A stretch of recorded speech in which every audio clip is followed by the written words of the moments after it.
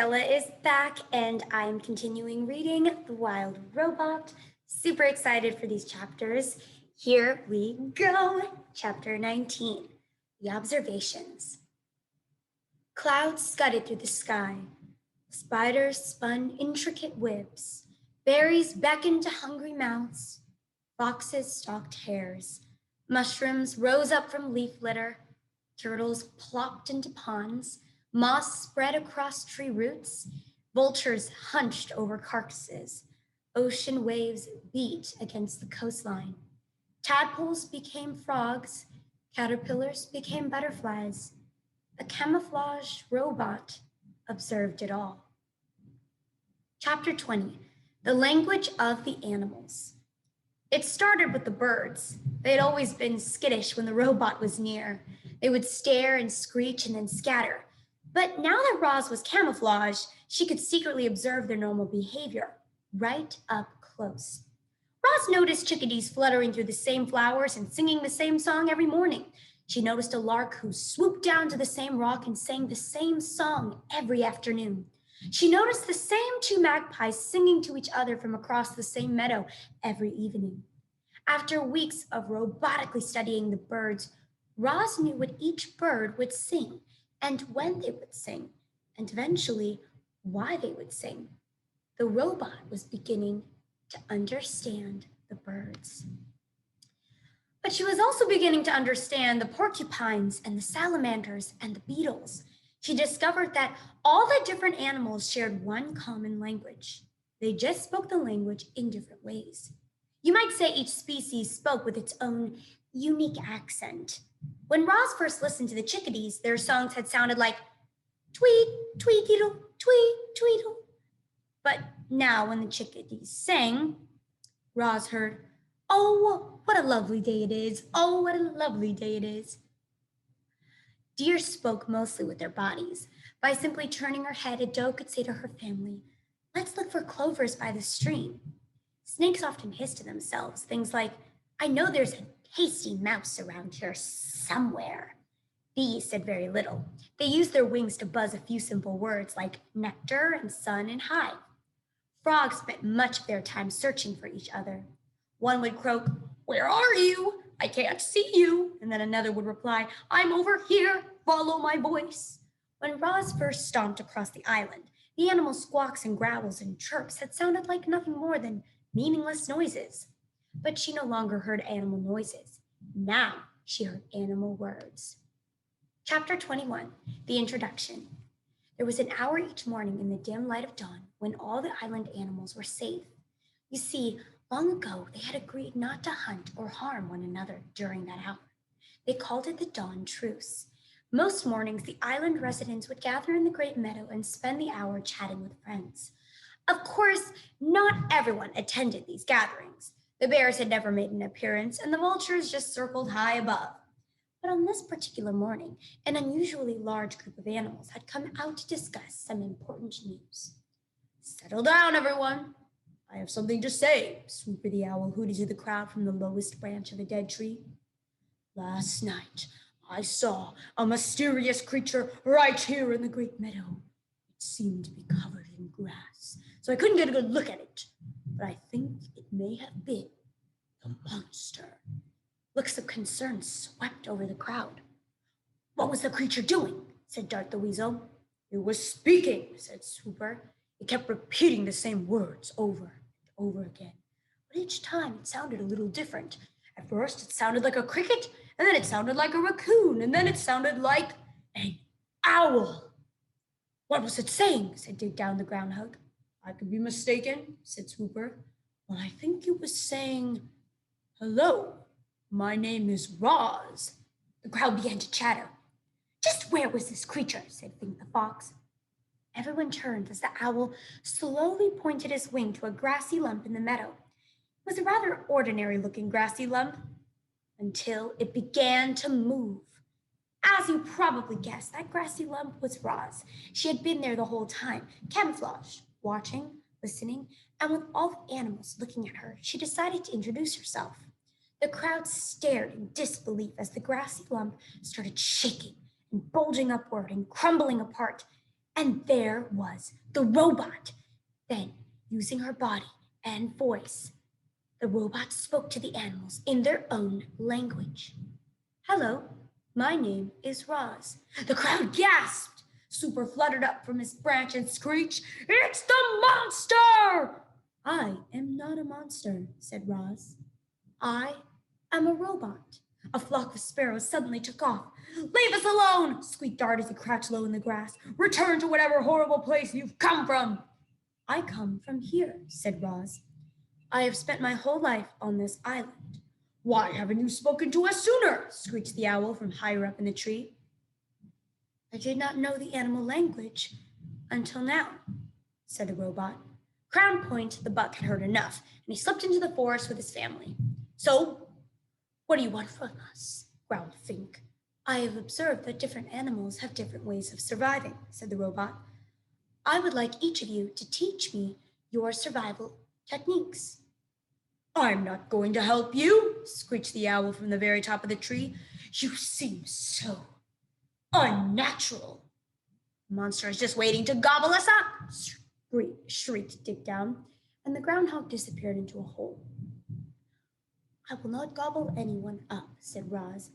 I have no need for food. Don't need food? Fink relaxed a bit. Well, I need food, lots of it. Why don't you make yourself useful and find me some food? What would you like me to do? Said Roz. Can you hunt? The fox smiled at a hare on the far side of the gathering. It's almost time for breakfast. I cannot hunt, but I could gather berries. The fox's smile disappeared. Berries? I'm hungry for meat, not berries. Good luck to you, Roz. You're gonna need it. And the fox trotted away. Roz looked up at the tree, but the owl had gone. When the robot looked down again, she realized that everyone else had gone too. Chapter 22, The New Word. A new word was spreading across the island. The word was Roz.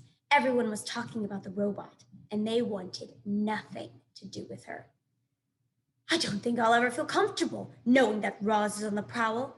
I hope Roz camouflages herself as a rock forever. Shh, there's Roz now. Let's get out of here. Roz wandered the island, covered in dirt and green and growing things, and everywhere she went, she heard unfriendly words.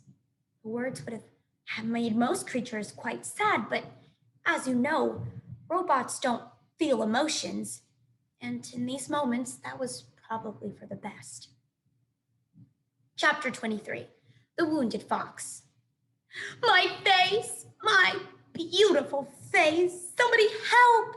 Fink the fox was lying on a log, howling in pain with face full of long, sharp quills, when Roz appeared. Isn't there anybody else who can help? Would you like me to leave? Said the robot. No, please don't go. I'll take what I can get. What happened?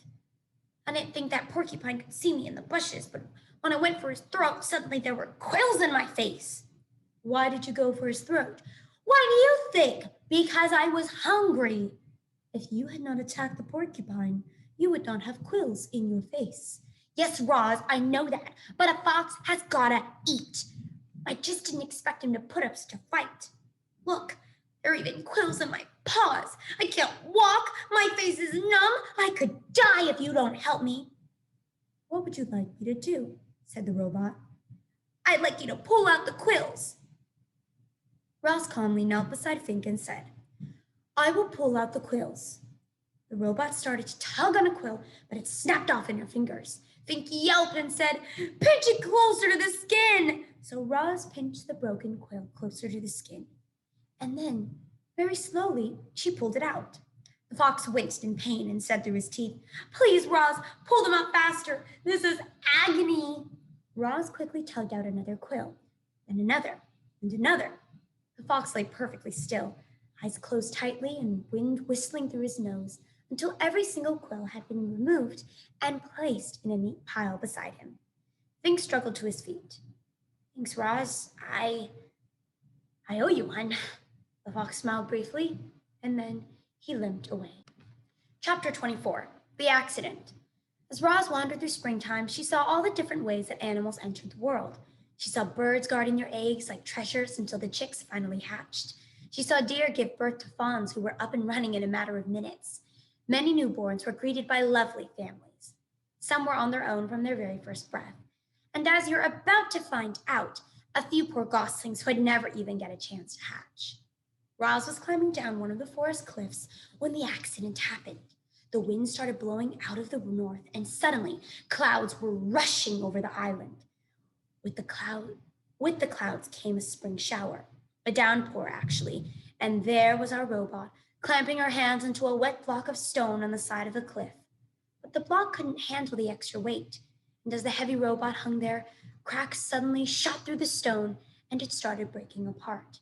Down went the robot, plummeting into the treetops below. She crashed through branch after branch before finally hooking an arm around one. Then she dangled there, gently swinging as rocks roared past her on their way to the forest floor. When the dust settled, Roz shimmied down the tree trunk. The ground was littered with broken rocks and splintered wood and pulverized shrubs, and within all that rubble was a goose nest that had been torn to shreds. 2 dead geese and 4 smashed eggs lay among the carnage. The robot stared at them with their softly glowing eyes, and something clicked deep inside her computer brain. Roz realized she had caused the deaths of an entire family of geese. Chapter 25, The Egg. As Roz stood in the rain, staring down at those poor, lifeless geese, her sensitive ears detected a faint peeping sound coming from somewhere nearby. She followed the peeps over to a clump of wet leaves on the ground, and when she peeled back the leaves, she discovered a single perfect goose egg sunk in the mud. "Mama! Mama!" peeped a tiny muffled voice from within the egg. The robot gently cradled the fragile thing in her hand. Without a family, the unhatched gosling inside would surely die. Roz knew that some of the animals had to die for others to live. That was how the wilderness worked. But would she allow her accident to cause the death of yet another gosling? After a moment, the robot started to walk. Carefully, holding the egg, she moved through the forest and away from that sad scene. But she didn't get far before Fink burst out from the bushes. "What happened?" the fox panted. "The whole forest was shaking." "It was an accident," said the robot. "I was climbing those cliffs when the rocks started to fall." "You should be more careful," said Fink as he checked out the robot's new scrapes and dents. "I'll need your help if I ever have more porcupine trouble." "I will be more careful."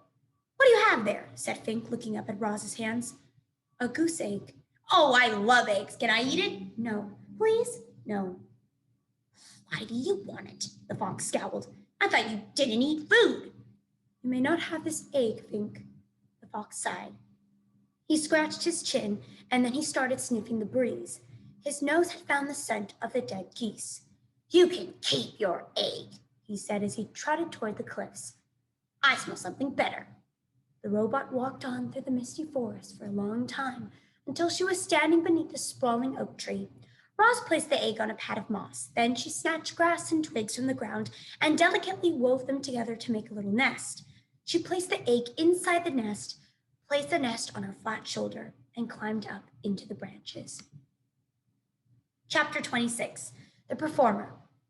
Up in the sprawling oak, the goose egg was peeping and wobbling around its nest. "Mama! Mama!" said the egg. "I am not your mother," said the robot. The egg continued peeping and wobbling until nightfall, when the gosling inside settled down to sleep and the egg became quiet and still. The robot was about to settle into her own kind of sleep when she heard something in the underbrush below. Roz peered down from the branches and saw weeds rustling in the moonlight.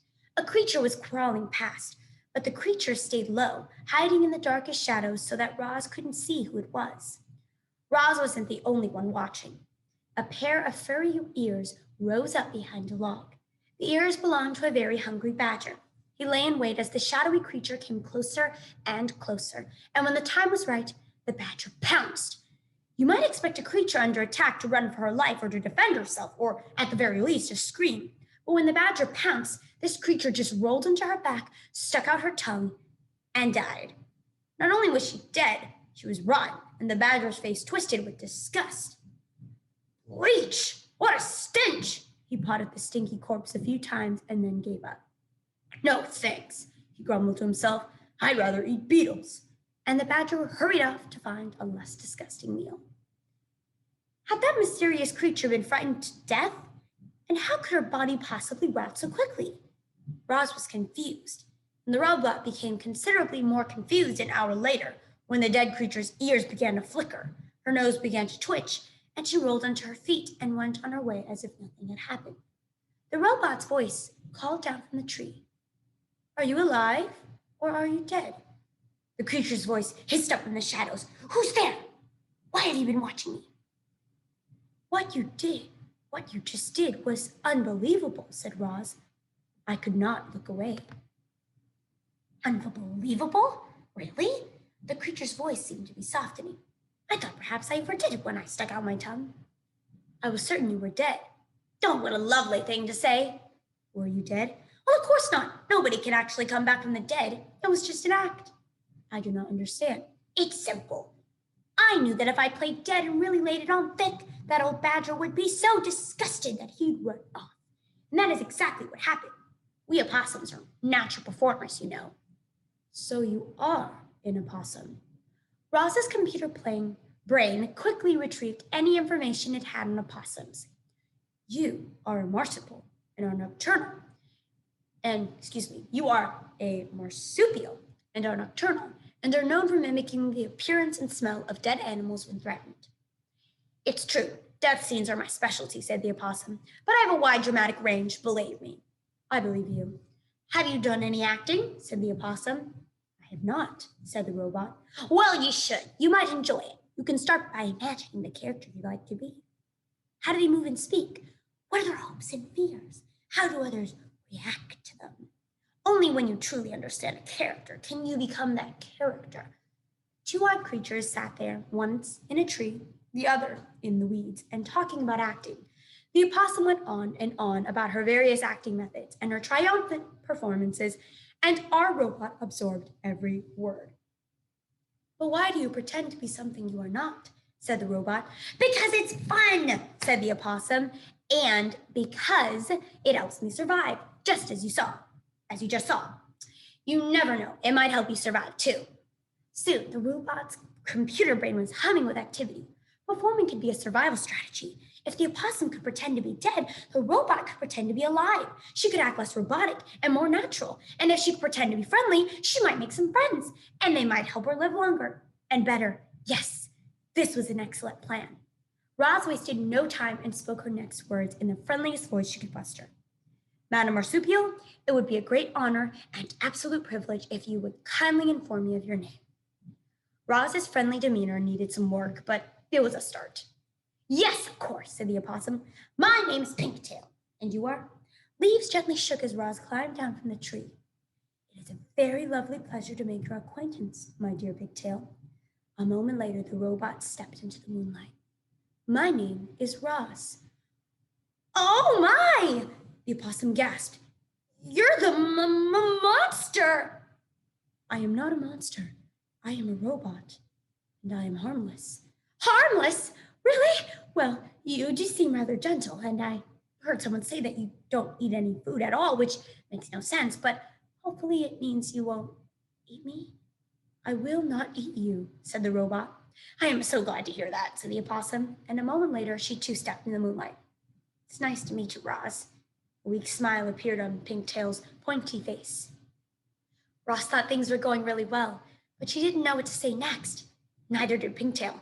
The two friendly creatures just stood there together and listened to the crickets for a while.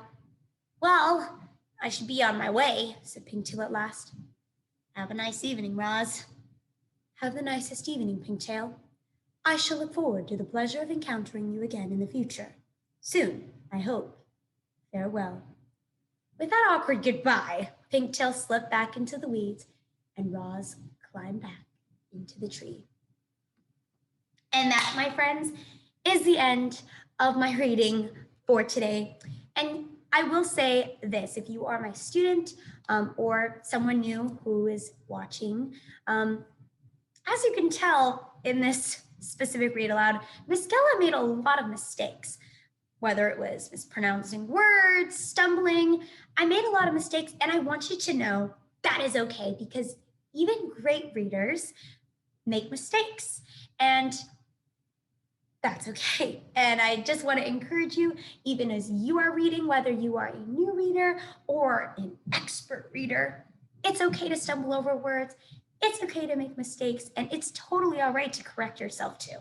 So have an amazing day, and I will see you all next time.